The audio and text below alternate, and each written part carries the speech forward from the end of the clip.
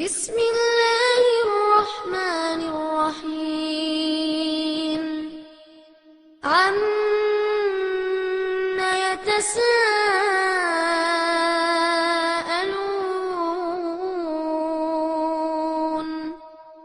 عن النبأ العظيم الذي هم فيه مختلفون كلا سيعلمون ثم كلا سيعلمون ألم نجعل الأرض مهادا والجبال أوتادا وخلقناكم أزواجا. அஸ்ஸலாமு அலைக்கும் வரஹ்மத்துல்லாஹி வபரகாத்துஹு. அன்பிற்குரிய சகோதர சகோதரிகளே, வாரந்தோறும் புதன்கிழமையில் நடைபெறும் இந்த வார கேள்விகள் என்ற நிகழ்ச்சி வழியாக மீண்டும் உங்களை சந்திப்பதில் மகிழ்ச்சி அடைகிறோம். இந்த வாரம் யார் அழைக்கிறார்கள், என்ன கேட்கிறார்கள் என்று நாம் பார்க்கலாம். அலைக்கும் அஸ்ஸலாம் வரஹ்மத்துல்லாஹி வபரகாத்துஹு. நான் புரட்சிவாக்கத்துல இருந்து பேசுறேன். சொல்லுங்கம்மா, உங்க கேள்வி என்ன? நாங்க வெள்ளிக்கிழமை பெண்கள் ஜிம்மாக்காக போறோம். அப்படி போகும்போது எங்களுக்கு உள்பள்ளியில இடம் இல்லாம நாங்க வெளிப்பள்ளியில தான் நின்று தொழுகிறோம். அப்ப நாங்க உள்ள நுழைஞ்ச உடனே 2 ரக்காய் தொழுதுட்டு அமரணும்ல, அந்த இதை நாங்க தொழுவணுமா கூடாதா? நிறைய பேர் தொழ வேண்டாம் அப்படிங்கிறாங்க. தொழுதுட்டு உட்கார சொல்லி தானே நபிகள் ஸல்லல்லாஹு அவங்க சொல்றாங்க. இப்ப நாங்க அந்த வெளிப்பள்ளிக்கும் அதே மாதிரி தொழுதுட்டு அமரணுமா? இதான் என்னுடைய கேள்வி. அதாவது ஜும்மாவுக்காக வேண்டி வரக்கூடிய பெண்கள் உள்பள்ளியில் அமராமல் வெளிப்பள்ளியில் நாங்கள் உட்கார்றோம். இந்த நேரத்தில் நாங்கள் அந்த பள்ளிவாசலுக்கு ஜும்மாவுக்கு வந்த உடனே தொழக்கூடிய அந்த 2 ரக்காத்துகளை தொழ வேண்டுமா, தொழ தேவையில்லையா அப்படின்னு கேட்குறாங்க. தொழத்தான் வேணும். ரசூல் ஸல்லல்லாஹு அலைஹி வஸல்லம் அவர்கள் இந்த மாதிரி வந்த ஒருவரை அவர் தொழாமல் உட்கார்ந்துடுறாரு. அவரை எழுப்பி விட்டு சொல்லுதா தொழ சொல்கிறாங்க. வந்தீங்கன்னா நீங்கள் தொழுதுட்டு உட்காருங்க. அதனால் பள்ளிவாசலுக்கு நாம் வந்த உடனேயே ஜும்மாவுடைய நேரத்தில் பயான் நடந்து கொண்டிருந்தாலும் சரி, தொழுதுட்டு அமர்வது என்பது மார்க்கத்தில் சொல்லித்தரப்பட்ட வழிமுறை. எனவே நாம் அதை தான் கடைபிடிக்க வேண்டும். ஹலோ ஹலோ, மதுரையிலிருந்து அப்துல் ரஹ்மான் பேசுறேன். அசர் தொகை முன்சொல்ல 3 ரக்காத்து 4 ரக்காத்து லம்புசரா மறந்துடாச்சு. அதை பரல தொகை போது ஞாபகம் வருது. அப்ப என்ன செய்யணும்? அதுக்கப்புறம் அசருடைய முன் சுன்னத்தில் 3 ரக்காத்து 4 ரக்காத்துல லம்புசரா ஓதுறதுக்கு மறந்தாச்சு. துணை சுறா ஓதுறதுக்கா? ஆமா ஆமா, துணை சுறா ஓது மறந்தாச்சு. சரி அதுக்கப்புறம் பரல தொழுது போது ஞாபகம் வருது. அது சரி அது என்ன செய்யணும் அதுக்கப்புறம்? சரி, ஓகே. அதாவது சுன்னத்தான தொழுகை 4 ரக்காத்து தொழும் பொழுது 3வது ரக்காத்து 4வது ரக்காத்தில் துணை சுறா ஓதலை, ஃபர்லான தொழுகை தொழுதுகிட்டு இருக்கும்போது நினைவுக்கு வருது. என்ன பண்ணுறதுன்னு கேட்குறாங்க. ஒன்றும் பண்ண தேவையில்லை. நீங்கள் முதல் 2 ரக்காத்துகளில் தான் கம்பல்சரியாக அல்ஹம்து சூராவோடு துணை சுறா ஓதணும். அதற்கு பிறகு உள்ள ரக்காத்துகளில் நீங்கள் துணை சுறா ஓத வேண்டியது கட்டாயம் இல்லை. அதனால் அது குறித்து நீங்கள் கவலைப்பட வேண்டிய அவசியமே இல்லை. அஸ்ஸலாமு அலைக்கும். என்னோட கேள்வி என்னன்னா, அதாவது 10 வயசு பையன்ல இருந்து 22 வயசு பையன் பாதியில படிப்பை நிப்பாட்டிக்கலாம். சரி, அது கல்வி அவங்களுக்கு பாதிக்கப்படுது. இது அல்லாஹ் ரசூல் என்ன சொல்றாங்க? இது தௌஹீத் ஜமாத் இது மாதிரி உள்ள இதுக்கு நடவடிக்கை எடுக்குமா? அதான் என்ன கேட்குறாங்கன்னா, சிறுவர்கள் கல்வி கற்கிறத பாதியிலே நிப்பாட்டிடுறாங்க. இது சம்மந்தமாக மார்க்கம் என்ன சொல்லுது, நீங்கள் எதுவும் முயற்சிகள் மேற்கொள்கிறீங்கன்னு கேட்குறாங்க. இன்றைய வாழ்க்கை சூழலில் பள்ளி கல்வி என்பது ரொம்ப அத்தியாவசியமானது என்பதை யாரும் மறுப்பதற்கில்லை. கல்வி அவசியமானது. ஆனால் பல்வேறு காரணங்களினால் இந்த கல்வி தடைபட்டு போகிறது. சில நேரங்களில் படிக்கக்கூடிய மாணவர்களுக்கு அவர்களுடைய விருப்பமின்மையின் காரணமாக அவங்க பள்ளிக்கு போகிறதில்லை. இது மாதிரி ஒரு செக்டரை பார்க்குறோம். இன்னொரு பகுதியில் என்னென்னு பார்த்தால், அவங்களுடைய பெற்றோருக்கு ஏற்பட்டிருக்கிற, குடும்பத்தில் ஏற்பட்டிருக்கிற பொருளாதார நெருக்கடி, பிள்ளைங்களை படிக்க வைக்க முடியலை. ஏதாவது வேலைக்கு போனாங்கன்னா வீட்டுக்கு ஏதாவது வருமானம் வரும், அதை வச்சு குடும்பத்தை நடத்தலாம். இந்த மாதிரி நெருக்கடியினால் பள்ளியில் தொடர்ச்சியாக படிக்க முடியாமல் இடையில நின்று போகின்ற காட்சிகளையும் பார்க்குறோம். மார்க்கத்தை பொறுத்த வரைக்கும் கல்வியை தேடணும், பொதுவாக அறிவுறுத்தப்பட்டிருக்கிற ரசூலுல்லாஹ் நிறைய சொல்லியிருக்கிறாங்க. திருக்குர்ஆன்லையும் கல்வியினுடைய அவசியம் குறித்து சொல்லப்பட்டிருக்கிறது. கல்வியை எந்த அளவுக்கு சொல்லுகிறதுன்னு கேட்டால், பொதுவாக கல்வியை உலக கல்வி மார்க்க கல்வி அப்படி 2ஆக பிரிக்காமல் பயனுள்ள கல்வி பயனற்ற கல்வின்னு மார்க்கம் பிரிக்கிறது. அல்லாஹ் குர்ஆன்ல ஒரு இடத்துல சொல்கிறான், இன்னமா யக்ஷல்லாஹ மின் இபாதிஹில் உலமா, அல்லாஹ்வுடைய அடியார்களில் அவனை அஞ்சுபவர்கள் உலமாக்கள் தான். உலமா என்றால் அறிவாளிகள் தான் அப்படின்னு அர்த்தம். அறிஞர்கள், அறிவாளிகள். அறிஞர்கள் என்றால் எதை அறிந்தவர்கள்? அதுக்கு பார்த்தீங்கன்னா குர்ஆனில் அந்த செய்திக்கு மேலே உள்ள வசனத்தில் அல்லாஹ் சொல்லும் பொழுது இந்த உலகத்தை பற்றி தான் நிறைய சொல்கிறான். அலம் தர அன் அல்லாஹ் அன்சல மினஸ் ஸமாய் மாஅன் ஃபஅக்ரஜனா பிஹி ஸமராத்தி முக்தலிஃபன், வானத்திலிருந்து அல்லாஹ் தண்ணீரை இறக்கி வச்சானே, அதை அவங்க சிந்திச்சு பார்க்கலையா? அந்த தண்ணீர் பூமியில் வந்து விழுந்து பயிர் பச்சைகளை முளைப்பிக்க செஞ்சானே, அதை அவங்க சிந்திச்சு பார்க்கலையா? மலைகளை, காடுகளை, மனிதர்களை, மிருகங்களை, இவற்றையெல்லாம் அவங்க சிந்திச்சு பார்க்கலையா? அப்போ இதையெல்லாம் யார் சிந்தித்து அறிந்து கொள்கிறாரோ அந்த அறிவாளி தான் அல்லாஹ்வை அதிகமாக அஞ்சுவார். உலகத்தினுடைய யதார்த்தத்தை சிந்திக்கும் போது அல்லாஹ்வை பற்றி நாம் நினைப்போம்னா எப்படி படைச்சிருக்கிறான் அல்லாஹ். அப்போ இந்த மாதிரி இதுதான் நம்ம இன்றைக்கி படிக்கிறோம். நிறைய விஷயங்கள் விஞ்ஞானத்தை பற்றி, வானவியலை பற்றி, புவியியலை பற்றி, மருத்துவ உடற்கூறுகளை பற்றி படிக்கப்படுகிற செய்திகள் குறித்து தான் மறைமுகமாக அங்கே கோடிட்டு காட்டப்பட்டிருக்கிறது. அந்த வகையில் மார்க்கம் கல்வியை அதிகம் வலியுறுத்துகிறது. நாமும் அதற்கான ஏற்பாடுகளை செய்து கொண்டு தான் இருக்கிறோம். மாணவர்கள் படிப்பதற்கு தேவையான உதவிகளை, வழிகாட்டுதல்களை சின்ன சின்ன அளவிலான நிகழ்ச்சிகளின் வழியாக நாம் செய்து கொண்டு தான் இருக்கிறோம். கண்டிப்பாக அது அவசியமானது, சமுதாய முன்னேற்றத்திற்கு ரொம்ப ரொம்ப தேவையானது என்பதில் மாற்று கருத்து இல்லை. ஆனால் அதுக்காக ஒருத்தனுக்கு விருப்பமே இல்லைன்னா என்ன பண்ணுறது? அப்போ நீங்கள் ஒன்றும் பண்ண முடியாது. அவனுக்கு எதில் விருப்பம் இருக்கோ அதில் தள்ளி விட்டுற வேண்டியதான். நான் மெக்கானிக் ஷாப்பில் போய் வேலை தான் பார்ப்பேன் அப்படின்னு ஒருத்தன் பள்ளிக்கூடத்துக்கு போக விரும்பலை, படிக்க விரும்பலை, அது அங்கே தான் உட்காந்து படித்து தான் ஆகணும் அப்படின்னு அவனை கட்டாயப்படுத்தக்கூடாது. அப்படி கட்டாயப்படுத்துறதுனால இந்த பயனும் பெரும்பாலும் ஏற்படாது. அவன் போயிட்டு வருவானே தவிர கல்வி கற்க மாட்டான். வேண்டா வெறுப்பாக ஒரு காரியத்தை செய்ய ஆரம்பித்தா எத்தனை தடவை அவனுடைய மூளையில் நீங்கள் ஏற்றினாலும் அது ஏறாது. விரும்பி ஒரு காரியத்தை செய்ய ஆரம்பித்தா லேசாக சொன்னால் கூட ரொம்ப விரைவாக கற்றுக்கொள்வாங்க. அதனால் பிடித்தம் இல்லாத மாணவர்களை பள்ளிக்கூடத்தில் அனுப்பி படித்து தான் ஆகணும் என்று கட்டாயப்படுத்துவதும் தேவையில்லை. குடும்பத்தில் சிக்கலும் பொருளாதார வறுமையும் வாட்டக்கூடிய நேரத்தில் பிள்ளையை படித்து வைக்க தான் ஆகணும், அதுக்காக வேண்டிய வட்டியை வாங்கி அதை வாங்கி இதை வாங்கி பெரிய சிரமத்தில் ஆளாகி அப்படியெல்லாம் செய்ய வேண்டிய தேவை என்ன வந்துச்சு? இன்னும் சொல்ல போனால் இன்றைக்கு இருக்கிற கல்வி முறை என்பது உலகத்தினுடைய பொருளாதார தேடலுக்கு தான் இன்று ஆகிவிட்டது. அப்போ பொருளாதாரத்தை தேடுவதற்கு வேறு ஒரு நல்ல சோர்ஸு, ஒரு அவசியமும் இருக்கிற நேரத்தில் இதில் தான் போய் நிற்கணும்னு நம்ம கட்டாயப்படுத்த வேண்டிய அவசியம் இல்லை. அஸ்ஸலாமு அலைக்கும். நாங்க மதுரையிலிருந்து பேசுறோம். குழந்தை பிறந்த உடனே அக்கிகா கொடுக்குறாங்க இல்லையா, அது வந்து குழந்தை பிறந்து 7 நாளிலே தான் கொடுக்கணுமா? அதுக்கு மேல கொடுத்தா அது குற்றமாகுமா? அப்புறம் அந்த அக்கிகா வந்து கொடுத்தவங்க வந்து சாப்பிடலாமா? அக்கிகா கொடுத்தவங்க வந்து அந்த கறியை சாப்பிடலாமா வேணாமா? சாப்பிடக்கூடாதுன்னு சொல்றாங்க. அதோட விளக்கம் எனக்கு வேணும்.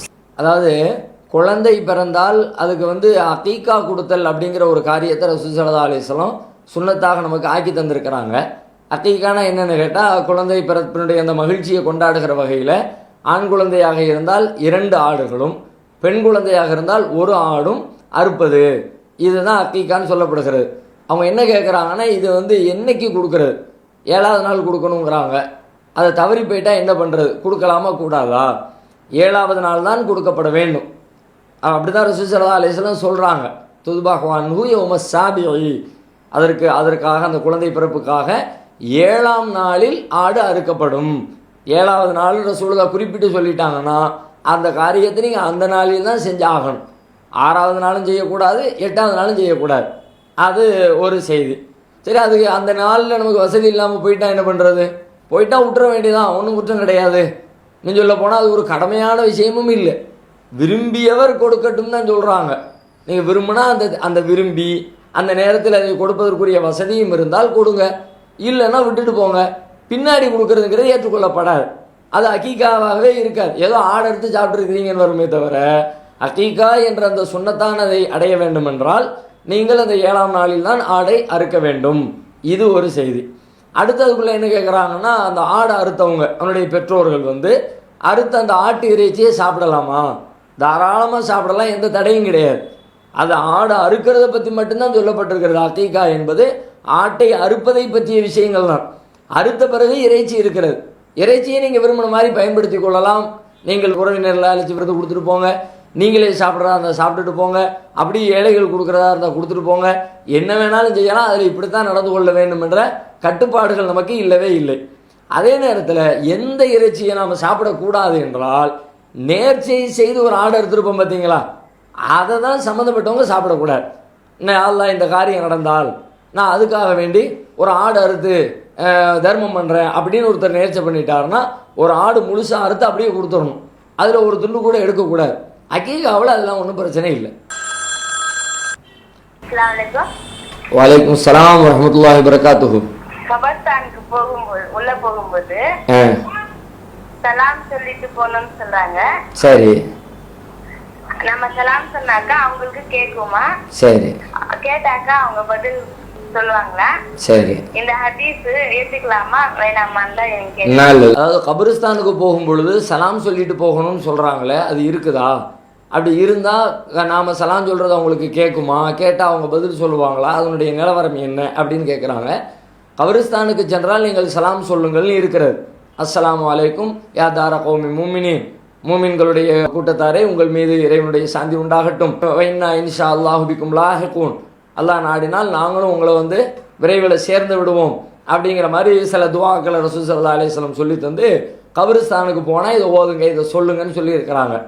இதை வைத்துக்கொண்டு சில பேர் என்ன சொல்கிறாங்கன்னு கேட்டால், சலாம் சொல்லுகிறோம் என்றாலே அப்போ அது அவங்களுக்கு கேட்குன்னு தானே அர்த்தம் அப்படிங்கிறாங்க.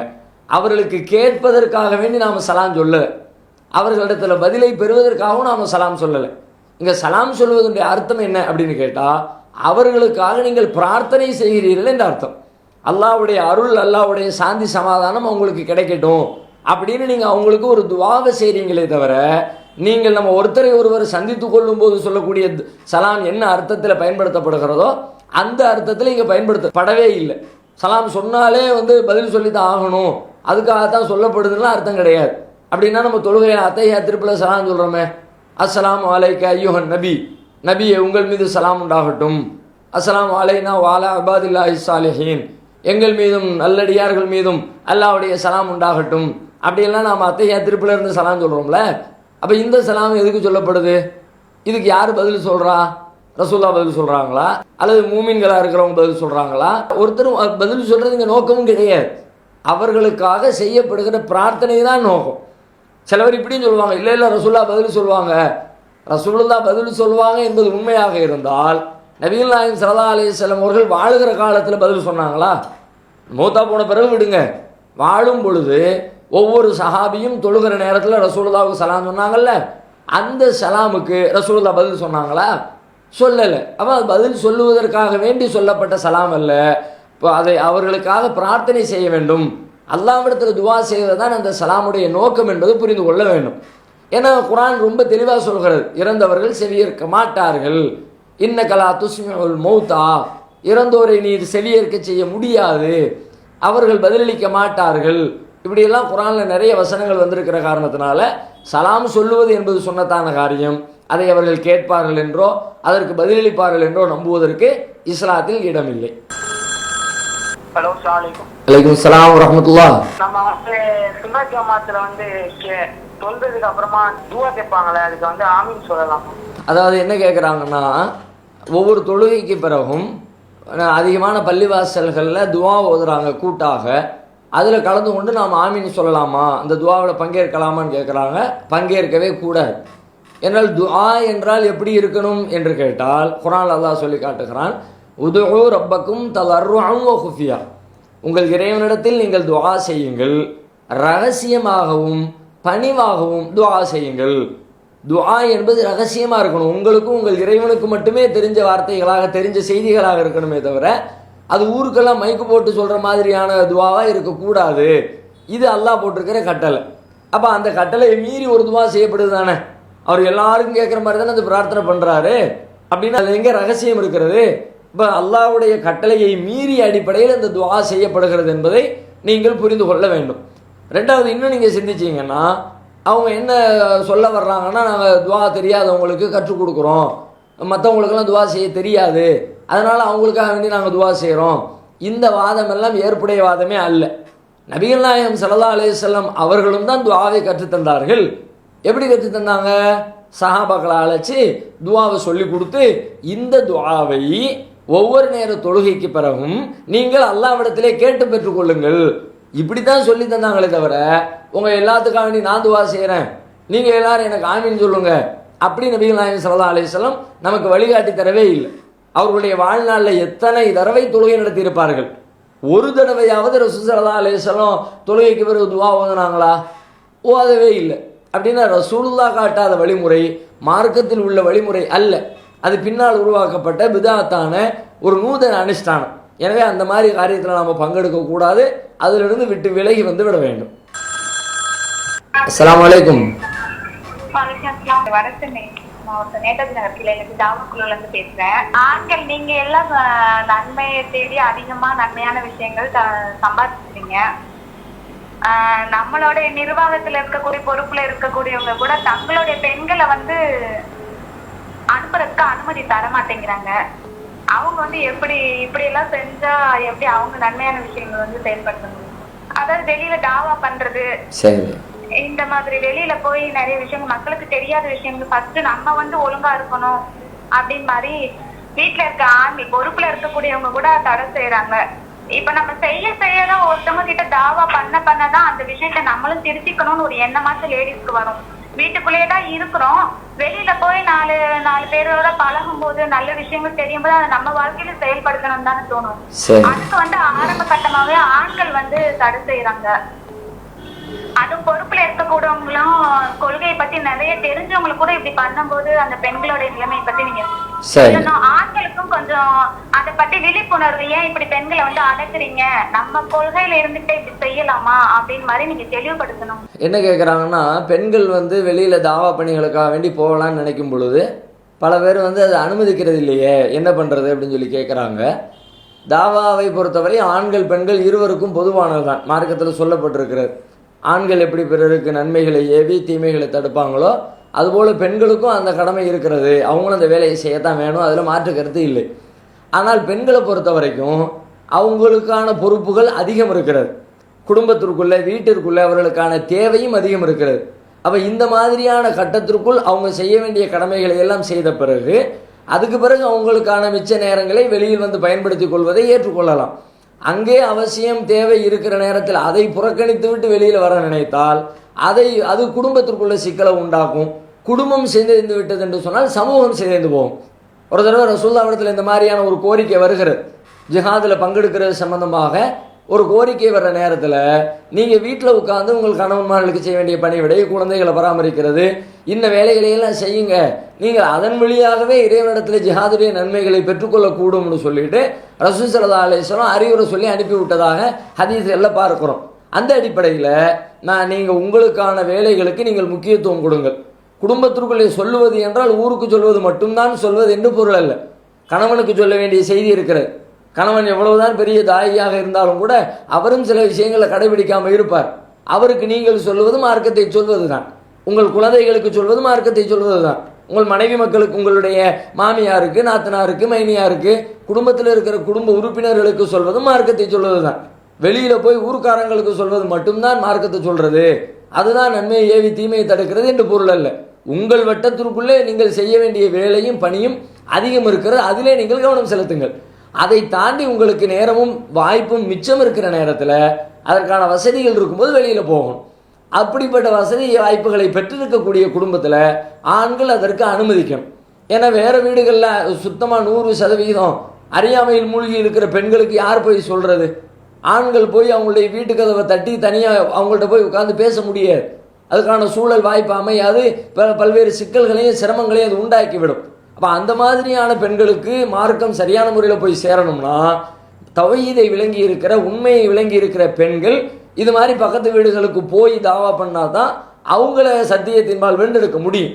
ஆகையினால அந்த மாதிரியான சூழலில் இருக்கிற ஆண்கள், வாய்ப்பை பெற்றிருக்கிற ஆண்கள், அவர்கள் பெண்கள் பக்கத்து வீடுகளுக்கு சென்று மார்க்கத்தை சொல்லுவதற்கு தடை விதிக்காமல் இருக்க வேண்டும்.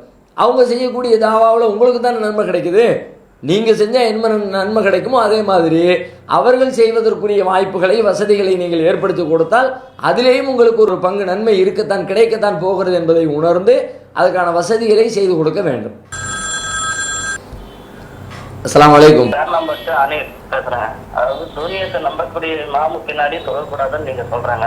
அதுவும் உங்களுடைய நிர்வாகிகளும் தாயம் வந்து சூரியத்தை நம்பக்கூடிய இமாம் பின்னாடி தொழுறாரு. அந்த இமாம நான் விசாரிச்சேன், சூனியத்துக்கு சக்தி உண்டு அப்படின்றாரு. இது இவருடைய தொழிலை வந்து நல்லா ஏற்றுக்கொள்வானா? சூனியத்தை நம்புறவங்களுக்கு பின்னாடி தொழக்கூடாதுன்னு நாம் சொல்கிறோம். ஆனால் உங்கள் மக்கள்லேயே சில பேர் அது மாதிரி தொழுகிறாங்களே, அதுக்கு என்ன சொல்கிறீங்க? அவங்க தொழுகை ஏற்கப்படுமான்னு கேட்குறாங்க. சூனியத்தை நம்புறவங்க பின்னாடி தொழக்கூடாது என்பது நாம் நம்முடைய சொந்த கருத்தாக சொல்லலை. அல்லாஹ்வுடைய மார்க்க அடிப்படையில் தான் அந்த விஷயத்தை நாம் சொல்கிறோம். ஏனென்றால் சூனியம் என்பது அல்லாஹ் செய்கிற மாதிரியான வேலையை ஒரு மனுஷன் செய்வான்னு நம்புறதுக்கு சமம். இப்போ அல்லாஹ்வுடைய ஆற்றலை ஒரு மனுஷனுக்கு கொடுக்குறாங்க நம்பிக்கை சார்ந்து. அது சூனியத்தில் போய் இறங்கினாங்களா, அதை செஞ்சாங்களா, அதை கொண்டு ஒரு காரியத்தில் ஈடுபட்டாங்களாங்கிறது மேட்ரு இல்லை. அல்லாஹ்வுக்கு இருக்கிற ஆற்றல் இவனுக்கு இருக்கிறது என்று நம்பி விட்டாலே இணை கற்பித்தல் தானே. அப்போ யார் இணை கற்பிக்கிறாங்களோ அவங்கள வந்து உங்களுடைய இமாமாக ஆக்கி கொள்ளாதீர்கள் அப்படின்னு நமக்கு தடை இருக்கிற காரணத்தினால சூனியத்தை நம்புகிறவர்களும் ஒரு வகையில் இணை கற்பிக்கிறார்கள். எனவே அவர்களுக்கு பின்னால் நின்று கொண்டும் தொழுவதை நாம் தவிர்க்க வேண்டும். அதை ஆதரிக்கிறவர்கள், அதை வலியுறுத்துகிறவர்கள், அது உண்மைதான் என்று பேசுகிறவர்கள் அவங்க பின்னாடி நின்று தொழுகிறதை நாம் தவிர்க்க வேண்டும் என்று சொல்லி கொண்டு வருகிறோம். உங்கள் மக்களே சில பேர் தொழுகிறாங்களேன்னு கேட்குறாங்க. அவங்களுக்கு சொல்லுங்கள், நீங்கள் சொல்லுங்கள், அந்த மாதிரியான விஷயங்களை எடுத்து சொல்லுங்கள். ஒருவேளை நம்ம சொன்ன செய்தி அவங்களை சென்று அடையாமல் இருக்கலாம், அது குறித்த புரிதல் இல்லாமல் இருக்கலாம், அவங்களுக்கு எடுத்து சொல்லுங்களாம். இதன் வழியாக நாம் சொல்கிறோம். இது மாதிரி புதிதாக வந்த தோழர்களாக இருக்கலாம். அதனால் யாரும் அனைத்தையும் அறிந்தவர்கள் என்று யாரும் கிடையாது. சில பேர் அறிஞ்சிருப்பாங்க, சில விஷயங்கள் அறியாமல் இருப்பார்கள். அறியாதவர்களுக்கு அறிந்தவர்கள் சொல்லிக் கொடுக்கணும். நாம் இந்த நிகழ்ச்சி வழியாக சொல்வதை போல நீங்களும் அவர்களுக்கு எடுத்து சொல்லி இதுதான் உங்கள் அமைப்பில் கூட அதுதான் வலியுறுத்தப்படுகிறது அப்படின்னு இந்த விளக்கத்தோடு எடுத்து சொல்லுங்கள். இன்ஷா அல்லாஹ் புரிந்து கொள்வார்கள். அஸ்ஸலாமு அலைக்கும்.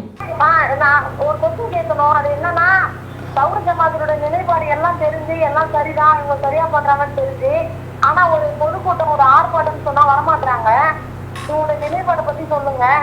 அதே போல ஒரு விஷயத்தை பத்தி தர்க்கம் பண்றாங்க, கேள்வி கேட்கறாங்க, அதை அவங்க சொல்றோம். மற்ற ஆதிமக்கள்கிட்டையும் கேட்டு சொல்லும் போது என்னன்னா திரும்ப அதையே என்னமோ அல்லா பெரியவனா நான் பெரியவனாங்கிற மாதிரி பேசுறாங்க. அவருடைய நிலைப்பாடை பத்தி விளக்குங்க. சரி, அதாவது தௌஹீத் ஜமாத்துடைய பிரச்சாரம் சொல்லுகிற செய்திகள் அனைத்தும் சரியாக இருக்குது அப்படின்னு சொல்கிறாங்க. ஆனால் நிகழ்ச்சிகளில் வந்து பங்கேற்க மாட்டேங்கிறாங்க. இவங்களை பற்றி என்ன சொல்கிறதுன்னு கேட்குறாங்க. இது மாதிரி ஒரு செக்டர் இருப்பாங்க. அதாவது வெளி உலகத்துக்கு பயந்து கொண்டு, சமூகத்தில் உறவுகளுக்கு பயந்து கொண்டு, யாரும் தப்பாக நினச்சிக்குவாங்களோ, நம்மளை ஊரை விட்டு விலைக்கு வச்சுருவாங்களோ, என்ன தௌஹீத் ஜமாத்துக்குள்ளே வருவது என்பது சில தியாகங்களை எதிர்பார்க்கிற ஒரு காரியம் தானே. வெறுமனே இந்த கொள்கை என்பது அனைவராலும் உடனடியாக ஏற்றுக்கொள்ளப்படுகிற செய்தியாக இருக்காது. செய்தியினுடைய தரம் சரியானதாக இருந்தாலும் உண்மையாக இருந்தாலும் அதனால் பாதிக்கப்படக்கூடியவங்க பல பேர் இருப்பாங்க. அவங்க யாரும் இதை ஒத்துக்க மாட்டாங்க. அப்போ அதுக்காக அவங்க மிரட்டுவாங்க, உருட்டுவாங்க, பல்வேறு சிரமங்களை கஷ்டங்களை ஏற்படுத்துவாங்க. அதுக்கு பயந்து கொண்டு சில பேர் நாம் போனால் பிரச்சனையாயிரும், நீ எதுக்கு அந்த கூட்டத்துக்கு போனால் நம்மளை கேள்வி கேட்பாங்க என்று அஞ்சியவர்களாக சில பேர் இருக்கலாம். அவங்கள்ட்ட திரும்ப சொல்லிக்கொண்டே இருக்கணும். இதை ஏற்பதனால பெரிய உங்களை தலையை வெட்டிட மாட்டாங்க. நம்ம வாழக்கூடிய ஜனநாயக நாட்டில் அவங்களுக்கு உரிய கருத்துரிமை இருக்குது, அதை மீறி உங்களை ஒன்றும் பண்ணிட முடியாது அப்படின்னு நம்மை பற்றிய உதாரணங்கள், நடப்பு நிலவரங்கள் எப்படி இருக்குது அதையெல்லாம் அவங்களுக்கு எடுத்து சொல்லி புரிய வைங்க. இன்ஷா அல்லாஹ் அவர்களும் ஒரு நாள், ஏன்னா இன்னைக்கு தௌஹீதில் இருக்கிற பல பேரை பாருங்கள், ஆரம்பத்தில் அவங்களில் பல பேர் அந்த மாதிரி பயந்தவர்கள் தானே, வெளியில் வர்றதுக்கு அஞ்சியவர்களாகத்தானே இருந்திருப்பாங்க. ஒரு கட்டத்தில் அடிக்கு மேலே அடி அடிக்கிற மாதிரி திரும்ப அவங்களுக்கு மார்க்கத்தை சொல்லி வரும் பொழுது அப்போ இதுதான் சரிங்கிறத 100% எப்போ ஆழமாக நம்ப ஆரம்பிக்கிறாங்களோ அப்போ எல்லா விதமான தியாகத்துக்கும் தயாராகிடுவாங்க. அப்போ வெளிப்படையாக தன்னை தௌஹீது சகோதரன் அறிவிச்சுக்குவாங்க. நம்ம எல்லா நிகழ்ச்சிகளுக்கும் வந்து பங்கெடுக்க ஆரம்பிச்சிருவாங்க. ஜமாத்தில் தன்னை ஐக்கியப்படுத்திக் கொள்வாங்க. அது எடுப்பிலே எல்லாரிடத்திலும் நடக்கும் என்று எதிர்பார்க்க முடியாது.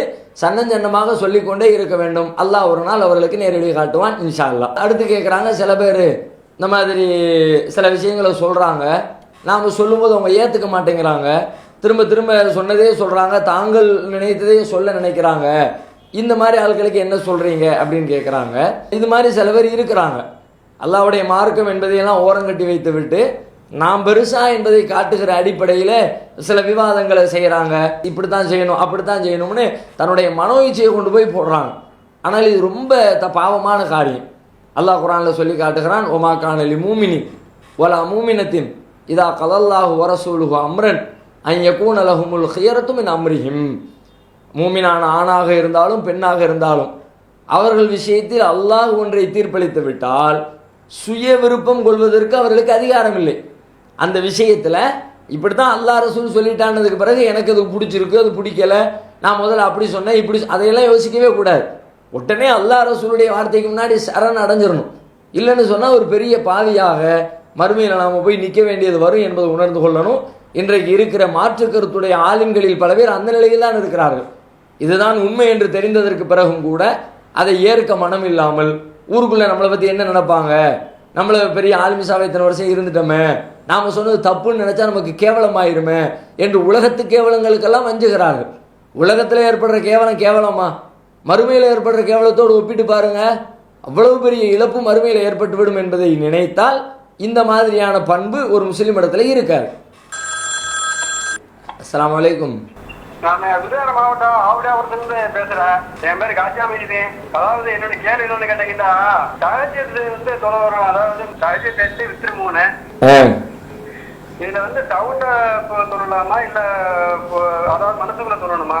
மேற்கொண்டு இந்த அதாவது இந்த வித்திரை வந்து ரெண்டாவது அமராமிய அப்படியே 3 டீம் சொல்லணும்னு சொல்றாங்களா? அது எப்படி கேட்டேன். சரி, சகோதரர் என்ன கேட்குறாங்கன்னா, இரவு தொழுகை தொழுகிறோம், இரவு தொழுகையில் வந்து சத்தமிட்டு ஓதணுமா அல்லது மனதிற்குள்ள மௌனமாக தான் ஓதணுமான்னு கேட்குறாங்க. ரெண்டு மாதிரியும் இருக்கிறது. ரசூல் ஸல்லல்லாஹு அலைஹி வஸல்லம் கூட்டாகவும் தொழுது இருக்கிறாங்க. கூட்டாக தொழுத நேரத்தில் எல்லாத்துக்கும் சத்தமிட்டு தானே ஓதி ஆகணும், அப்படியும் தொழுகை நடைபெற்றிருக்கிறது ரசூலுல்லாஹ்வுடைய காலத்தில். தனியாக தொழுகிற நேரத்தில் வளமையாக நாம் எப்படி தொழுவோமோ அப்படி தொழுக வேண்டியதான். வளமையாக ஃபர்லான தொழுகையில் சத்தமிட்டு ஓதுவோம், ஆனால் இமாம் ஜமாத்தாக இருக்கும் பொழுது. தனியாக தொழும்போது மனசுக்குள்ளே தான் ஓதிக்குவோம். அந்த அடிப்படையில் நீங்கள் அந்த இரவு தொழுகையை வந்து கூட்டாக தொழுகை நடத்தினால் சத்தமிட்டு ஓதி தொழுது கொள்ளுங்கள். தனியாக தொழும்போது மற்ற தொழுகைகளை எல்லாம் எப்படி மனசுக்குள்ளே ஓதுவீங்களோ அந்த மாதிரி நீங்கள் ஓதி தொழுது கொள்ள வேண்டியதுதான். அதில் அவங்க இன்னொரு கேள்வி என்ன கேட்குறாங்கன்னா, அந்த 3 ரக்காத்து வித்திரு தொழும் பொழுது 2வது ரக்காத்து அத்தஹியாத்தில் இருக்கக்கூடாது அப்படிங்கிறாங்களே, சரியாங்கிறாங்க. சரியான செய்தி, அப்படி தான் தொழுகணும். 3 ரக்காத்து வித்திரு தொழக்கூடிய நேரத்தில் நீங்கள் மக்ரிபு தொழுவதை போல வித்திரை தொழாதீர்கள் அப்படின்ட்டாங்க ரசூலுல்லாஹ். சொல்லிட்டு எப்படி அதுக்கு விளக்கம் கொடுக்குறாங்கன்னா, 2வது ரக்காத்தில் அத்தஹியா திருப்பில் இருக்காமலே எழுந்து 3வது ரக்காத்துக்கு வந்துடுறாங்க. இதுதான் நபிகள் நாயகம் ஸல்லல்லாஹு அலைஹி வஸல்லம் 3 ரக்காத்து வித்திரு தொழுது காட்டிய நடைமுறை. அந்த அடிப்படை சரியானதுதான். அஸ்ஸலாமு அலைக்கும்.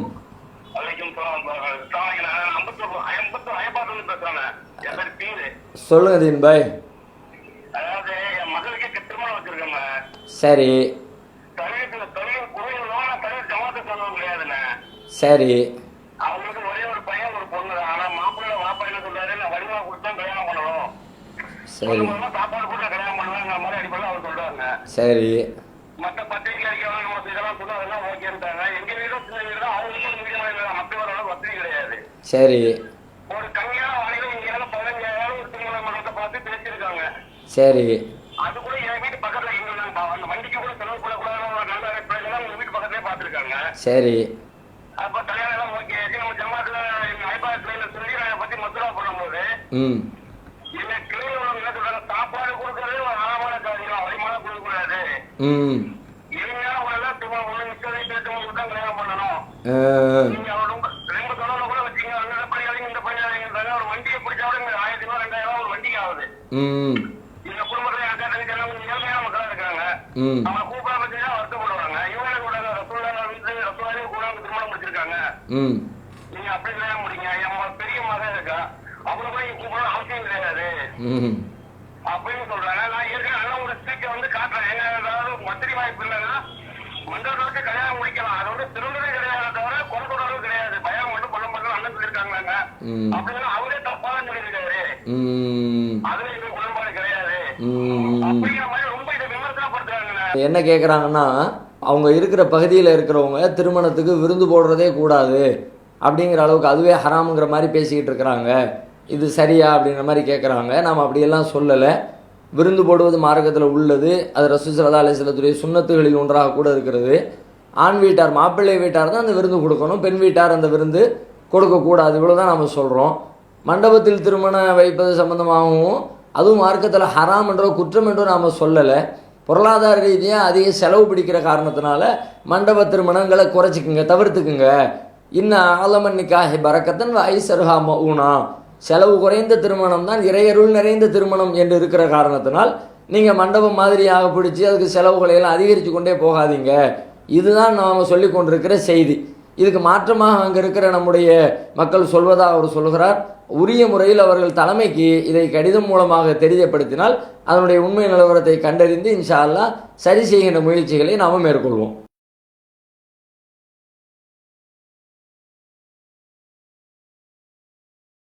என்ன கேட்குறாங்கன்னா, வீடுகளில் வந்து ஆயத்துல் குர்சியை பெருசாக ஃப்ரேம் பண்ணி மாட்டி வச்சுருக்கிறாங்களே, இது இணை கற்பித்தல் என்ற பாவத்தில் சேருமா அப்படின்னு கேட்குறாங்க.